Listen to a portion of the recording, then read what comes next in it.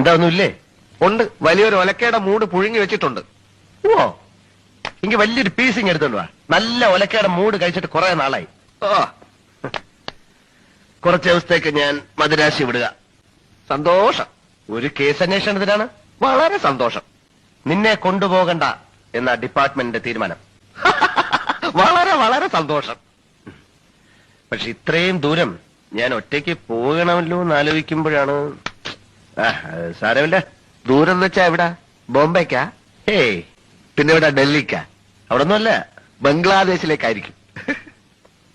10-20 മണിക്കൂർ പ്ലെയിനില് ഒറ്റയ്ക്ക് ഇരിക്കാന്ന് വെച്ചാൽ അത് കുഴപ്പമില്ല. 10-20 മണിക്കൂർ പ്ലെയിനില്ല. കേസ് അന്വേഷണം അമേരിക്കയിലാണ്. അമേരിക്കയിലാണ്.